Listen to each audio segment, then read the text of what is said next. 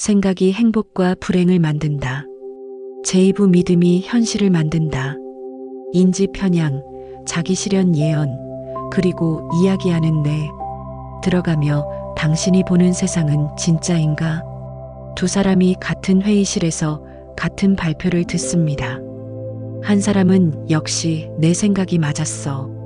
이 프로젝트는 안 되는 거야 라고 느낍니다. 다른 사람은 흥미롭네. 어떻게 이 문제를 풀 수 있을까? 라고 생각합니다. 같은 현실, 완전히 다른 경험. 왜 그럴까요? 우리는 세상을 있는 그대로 보지 않습니다. 우리가 어떤 사람인지를 통해 세상을 봅니다. 제2부에서는 이 놀라운 현상의 신경과학적 기반을 탐구합니다. 우리가 가진 믿음과 사고 패턴이 어떻게 현실을 구성하는지, 그리고 어떻게 그것을 변화시킬 수 있는지를 살펴볼 것입니다. 제1장 뇌는 예측 기계다. 사전 믿음이 현실을 만드는 방식. 현대 신경과학이 발견한 가장 놀라운 사실 중 하나는 뇌가 수동적으로 정보를 받아들이는 기관이 아니라는 것입니다. 뇌는 능동적으로 세상을 예측하는 기관입니다. 예측 처리 이론 칼 프리스턴의 발견. 유니버시티 칼리지 런던의 칼 프리스턴 칼 FRISTON 교수가 제안한 예측 처리 이론 프리딕티브 프로세싱 시리에 따르면 뇌는 매 순간 감각 입력을 받기 전에 이미 무엇을 경험할지를 예측합니다. 실제로 들어오는 감각 정보는 이 예측을 수정하는 오류 신호 역할을 할 뿐입니다. 쉽게 말해 우리가 경험하는 현실은 약 80%가 뇌의 예측이고 20%만이 실제 감각 입력이라는 것입니다. 이것이 무엇을 의미하는지 느껴보세요.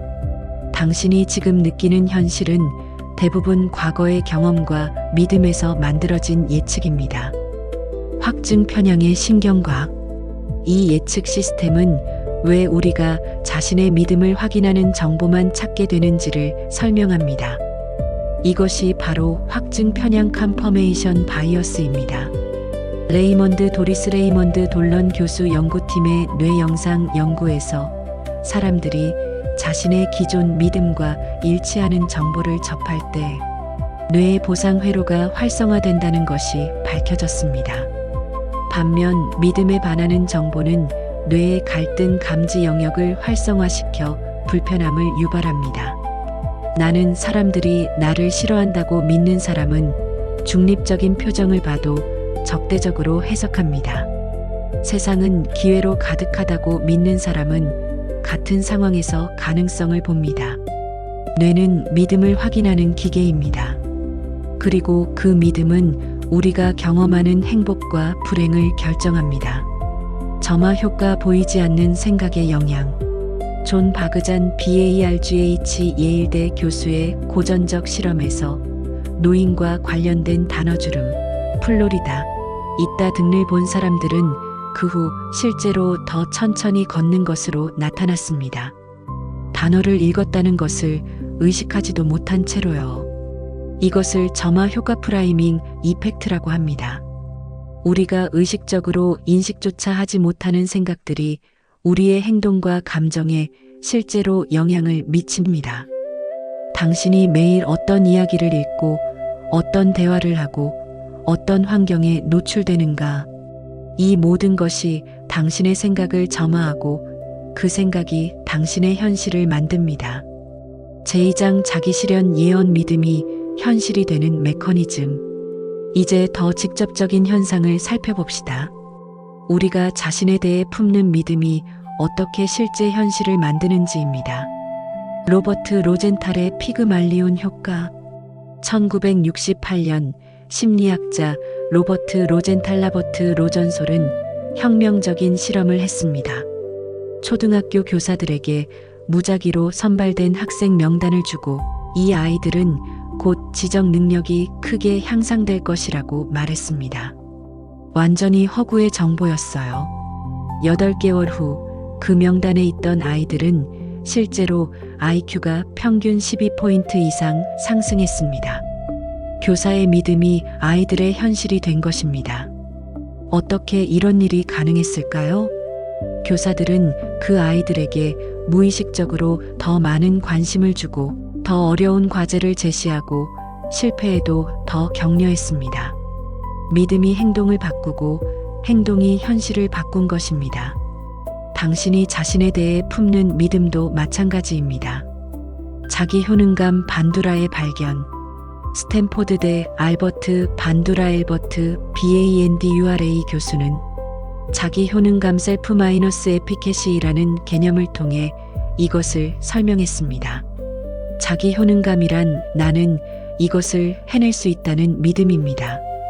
수십 년의 연구에 따르면 자기 효능감은 실제 능력보다 수행 결과를 더 잘 예측합니다.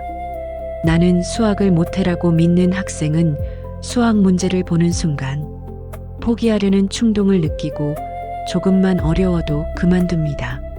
나는 노력하면 나아질 수 있어라고 믿는 학생은 같은 어려움에서도 더 오래 버팁니다. 그 차이가 실제 실력의 차이로 이어집니다. 신체와 믿음이 몸을 바꾼다.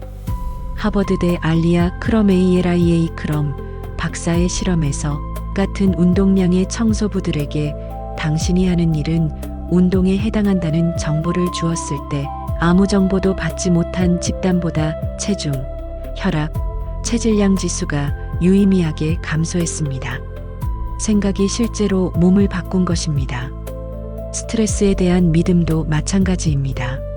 스탠포드대 연구에 따르면 스트레스는 해롭다고 믿는 사람과 스트레스는 나를 더 강하게 만든다고 믿는 사람은 같은 스트레스 상황에서 신체 반응이 다르게 나타납니다. 전자는 혈관이 수축하고 코티졸이 급등하는 반면 후자는 도전 반응 챌린지 리스판스를 보이며 혈관이 이완된 상태를 유지합니다. 같은 스트레스가 어떻게 믿느냐에 따라 해가 되기도 하고 자원이 되기도 합니다. 제3장 고정 마인드셋과 성장 마인드셋 가장 중요한 생각의 선택. 이제 행복과 불행에 가장 큰 영향을 미치는 믿음 체계 중 하나를 살펴봅니다. 캐럴 드웩의 마인드셋 연구. 스탠포드대 캐럴 드웩 교수는 40년의 연구를 통해 두 가지 근본적으로 다른 마인드셋을 발견했습니다. 고정 마인드셋 픽스트 마인드셋은 능력이 타고나는 것이라 믿고 성장 마인드셋 그로스 마인드셋은 능력은 노력으로 발달한다고 믿습니다. 이 두 가지 믿음은 같은 실패 경험에서 완전히 다른 생각과 감정을 만들어냅니다. 고정 마인드셋을 가진 사람이 시험에서 낮은 점수를 받으면 생각합니다. 역시 나는 이 분야에 재능이 없어. 이게 내 한계야. 이 생각은 무력감을 낳고 다음 도전을 피하게 만듭니다. 성장 마인드셋을 가진 사람이 같은 점수를 받으면 생각합니다. 아직 못하는 거야. 뭘 더 배워야 할지 알았으니 다음에는 다르게 접근하면 돼. 이 생각은 호기심과 의지를 낳고 더 나은 결과로 이어집니다. 뇌에서는 어떤 일이 일어나는가? 드웩의 연구팀이 뇌 영상을 통해 실수 처리 과정을 촬영했을 때 성장 마인드셋을 가진 사람은 고정 마인드셋을 가진 사람보다 실수 후에 더 많은 뇌 활동을 보였습니다. 특히 정보 처리와 학습을 담당하는 전전두엽 영역에서요. 그들은 실수에서 더 많은 정보를 추출하고 있었습니다. 마인드셋은 단순한 태도가 아닙니다. 뇌가 정보를 처리하는 방식 자체를 바꿉니다. 마인드셋은 바꿀 수 있는가? 가장 중요한 질문입니다. 다행히도 대답은 예스입니다. 드웩 연구팀의 개인 연구에서 성장 마인드셋을 가르치는 짧은 프로그램 8주만으로도 청소년들의 학업 성취도가 통계적으로 유의미하게 향상되었습니다. 핵심은 신경가소성입니다. 뇌는 어떤 믿음을 반복하느냐에 따라 바뀝니다. 나는 이게 안 돼를 반복하면 그 회로가 강화됩니다. 나는 아직 배우는 중이야를 반복하면 다른 회로가 강화됩니다. 마인드셋은 운명이 아닙니다. 그것은 반복적 사고에 의해 형성된 신경회로입니다. 그리고 신경회로는 바꿀 수 있습니다. 제사장 이야기하는 뇌작이 서사가 행복을 결정한다. 지금까지 개별적인 생각과 믿음을 살펴봤다면 이제 더 큰 차원을 탐구합니다. 우리가 자신에 대해 말하는 이야기 자기 서사가 행복에 미치는 영향입니다. 이야기로 존재하는 인간. 신경과학자 안토니오 다마시오 앤토니오 DAMASIO 교수에 따르면 자아셀프란 뇌가 연속적인 경험을 하나의 이야기로 엮어낸 결과물입니다. 우리는 사건들을 인과관계로 연결하고 거기서 의미를 찾고 나라는 캐릭터를 주인공으로 한 이야기를 만듭니다. 그리고 이 이야기가 우리의 정체성이 됩니다. 나는 항상 운이 나빠. 나는 상처받은 사람이야. 나는 무엇이든 해낼 수 있어. 이런 자기 이야기가 우리가 세상을 해석하는 렌즈가 됩니다. 이야기 다시 쓰기의 치유력. 버지니아 대 티모시 윌슨 교수의 이야기.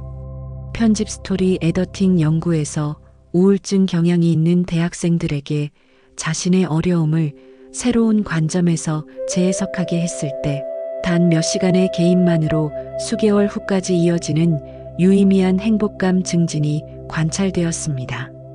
이것이 표현적 글쓰기 익스프레시브 라이팅의 기반이기도 합니다. 텍사스대 제임스 페니버커 교수는 외상 경험을 글로 쓰는 것만으로도 면역 기능이 향상되고 우울과 불안이 감소하며 삶의 만족도가 높아진다는 것을 수십 개의 연구를 통해 입증했습니다. 이야기는 단순한 회고가 아닙니다. 뇌가 경험을 통합하고 의미를 만드는 방식입니다. 당신은 주인공인가, 피해자인가? 같은 어려운 경험도 두 가지 다른 이야기로 만들 수 있습니다. 피해자 서사 그 일이 내 인생을 망쳤다. 나는 그것 때문에 이렇게 됐다. 생존자 성장 서사 그 일은 힘들었다. 그리고 그것이 나를 더 강하게 만들었다. 연구에 따르면 외상 후 성장 포스트 마이너스 트로매틱 그로스를 경험하는 사람들의 가장 두드러진 특징은 경험을 바라보는 서사 방식의 차이입니다. 그들은 고통을 부정하지 않지만 그 경험에서 의미와 성장을 찾아냅니다. 당신의 이야기에서 당신은 무엇입니까? 사건에 의해 결정되는 존재입니까? 아니면 사건을 통해 성장하는 존재입니까? 제5장 메타인지 생각에 대해 생각하기. 제2부를 마무리하며 가장 강력한 도구를 소개합니다. 메타인지 METACOGNITION 내 생각을 관찰하는 능력입니다. 메타인지란 생각에 대한 생각입니다. 지금 내가 어떤 생각을 하고 있는지, 그 생각이 현실적인지, 도움이 되는지를 관찰하는 능력입니다. 존 플레벌이 처음 개념화한 메타인지는 이후 수십 년의 연구를 통해 학습 능력, 감정 조절, 정신 건강의 핵심 요인임이 밝혀졌습니다. 메타인지가 높은 사람은 불안과 우울에 덜 취약하고 더 효과적으로 문제를 해결합니다. 생각을 보는 연습. 메타인지의 실천은 생각을 믿는 것에서 보는 것으로 전환하는 것입니다. 나는 실패자야. 이것을 사실로 믿으면 고통이 됩니다. 지금 내 뇌가 나는 실패자라는 생각을 하고 있네. 이렇게 관찰하면 그 생각과 거리를 둘 수 있습니다. 마음챙김 기반 인지치료 MBCT의 핵심도 이것입니다.